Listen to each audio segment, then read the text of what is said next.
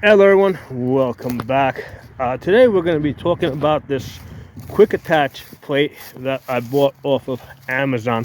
Now I can't even pronounce the name of the seller and the or manufacturer of this. I'm going to include a photo. Okay.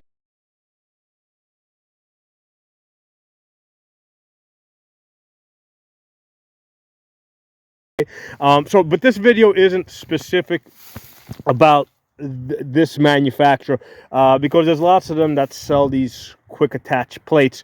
What I'm going to be talking about is like how to test if your quick attach plate is actually good, right? Before you go through the trouble of welding stuff on here. Okay, now first of all, this one over here in particular said that there were holes on this thing for running bolts through. There aren't. Okay, which is not important because I wasn't planning to put U-bolts and stuff. I'm actually planning to weld onto that. The piece I'm going to weld is this carryall.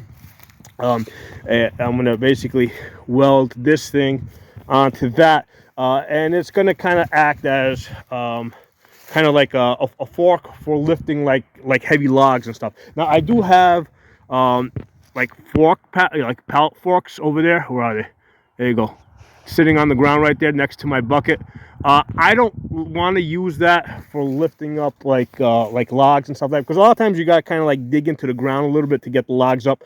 So I'd rather use something a little bit more crude like this carryall. Okay, so this is meant to go on the back of the tractor.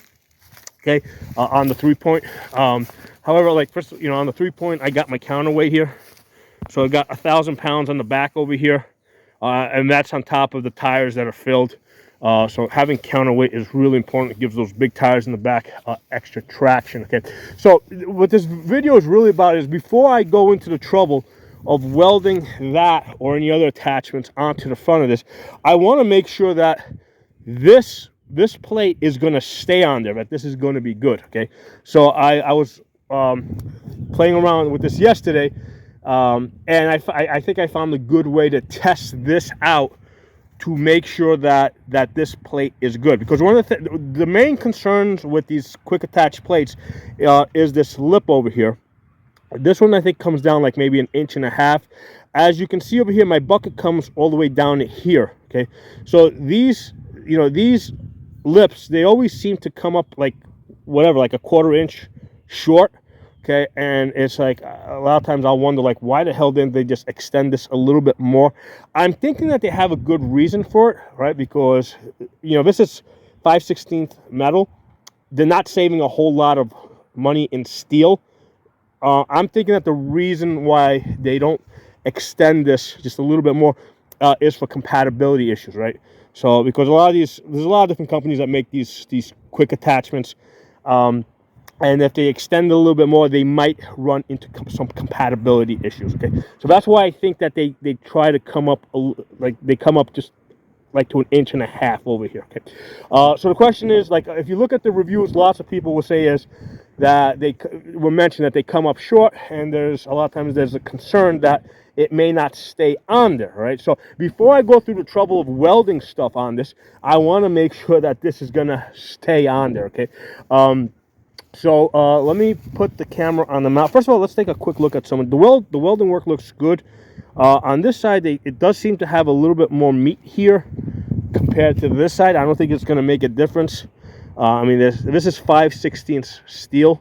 Okay, so I think that'll still be good enough. And I mean, if anything, I can always fill it in a little bit more if I ever needed to. But now this is the 5/16. This one was like $125 for this plate. The 1/4 inch steel was like $105. So for the extra $20, I think it's worth getting the 5/16. It doesn't add that much more weight, and it's a lot stronger. Okay, so here, let me put this camera on the tripod. Hold on. All right, so first of all, before I do that, I just want to.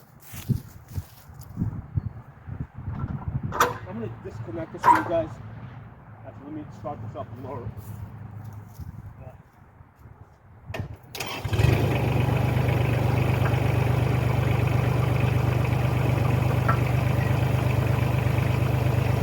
So I'm going to completely disconnect this. All right. So Yeah, with the 5/16, it's not that much heavier.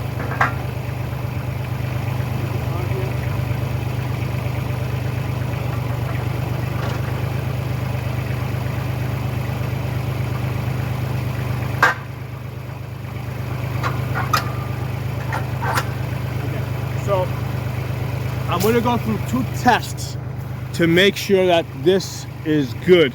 I'm going to do the first test.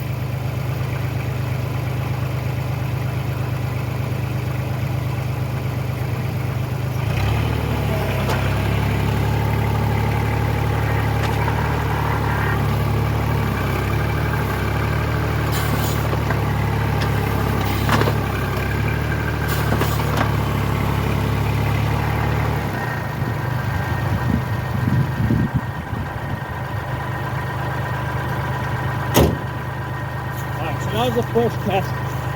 That, no big deal. Now what I'm going to do is I'm going to really test out the lip to see if this thing is going to, if it's going to hold. Okay, and what I'm going to do is I'm going to hook this part here underneath my hitch.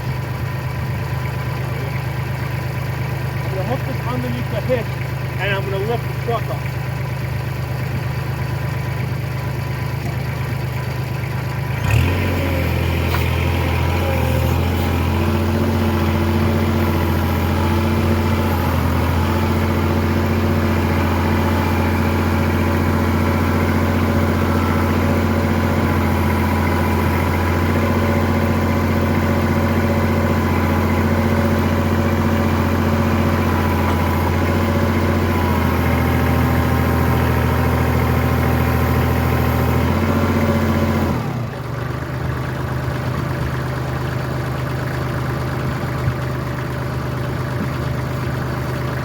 Alright, so that's how I tested this. Get this off the tripod. That's how I tested this to make sure that this lip here, it has enough grab and it's not gonna like fall off if I try to like lift some log or something, right? And as you can see, the tires on this truck are like completely off the ground. Alright. So I'm like 100% satisfied that this quick hitch here is going to be good. And now I can go through the trouble of welding. Alright guys, so this is the test that I recommend that you guys do with your quick hitch before you start doing any like work on it, like welding and stuff like that. If you do this and you see that like it falls off or something, yeah, you know it's no good. Now, like I said, I got the 5/16. This is probably like the place over here of the most stress. With the 5/6, like if you got like a thin one with enough stress, this might bend over here, right? And it might slip. The 5/16 is like 100% like thick enough that there's no way that it's gonna bend and this plate is gonna slip out, right? I mean, in fact, this plate is thicker than this plate over here that's holding it, okay? Because this is probably like a 1/4 inch. That's 5/16. So you could probably get away with the 1/4 inch as well. But like I said, hey, you know what? For the extra $20, I just get the heavy duty one. Okay. So there it is, guys. That's how you're gonna test out your quick hitch to make sure it's not gonna fall off. All right. So there it is, guys. It's welded on. I use this Lincoln welder. So it's not like a great welder for welding like thick steel, but it gets it done. I mean, you got to work on it. I mean, we'll see what kind of penetration I got. So it's I put a lot of shit in there. Put a whole spool into this, so I think I probably got it from both sides. Like I got it, like I did it on this side here, and then I also did it like on this side over here. Okay, I mean, I couldn't get in there to grind it down a little bit. Here I was able to smooth it out a little bit. So I think that should probably hold it.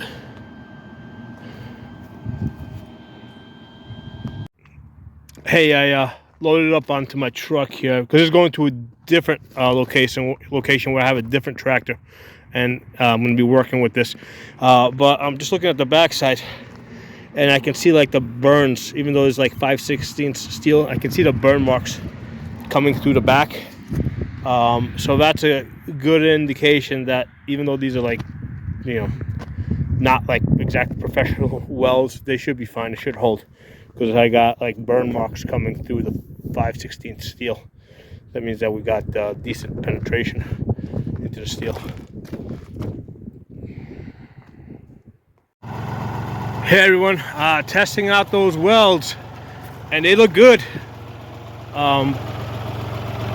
Got this tree up over here. You can take a close look at it. Not bad. Actually, this tree's starting to crack. I heard some cracking. I wasn't sure what it was. I thought maybe it was the wells going, but no, it's actually the tree starting to crack. I'm like, what is that cracking? I got a little real nervous, but no, it's the tree cracker. So, hold on, let me back up. That's as high as I can get that tree up. I'm going to cut that tree up. That tree's pretty much maxed out my lift capacity. I mean, it's heavier than, you know, I mean, I could get it that high, but I can't get it any higher up. So this thing's gonna be, it's probably more than 1,200 pounds, because I've got pretty much the weight, like almost, not exactly on the pins, but pretty close. So it's probably like 1,000 pounds. So yeah, this thing's working out pretty good. We can get this tree up over here. So not bad. This is gonna work out really good for me. You can see I got freaking logs over there that fell down. I have all these trees over here that freaking cracked on me. I got like a pile of wood over there, like way back there. I gotta move. So this is gonna be perfect.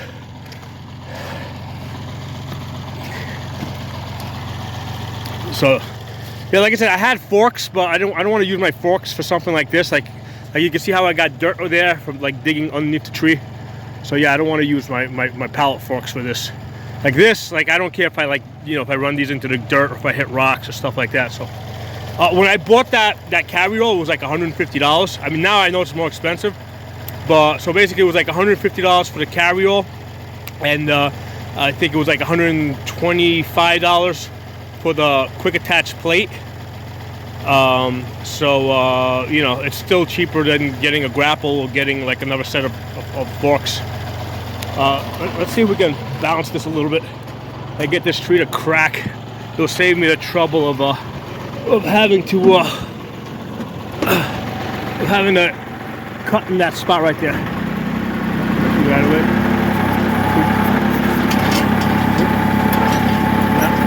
Yeah, I'm pretty much like maxed out on this thing as far as weight.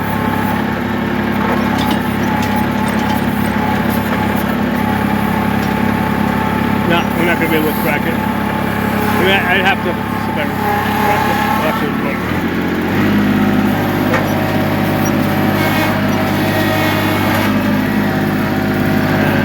let's see if I can pull it.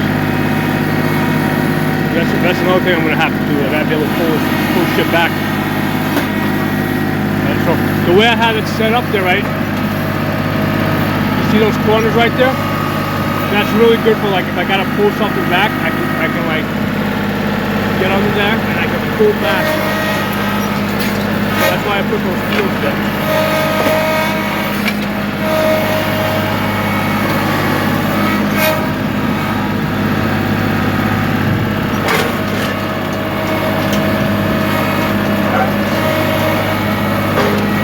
Alright, this is good.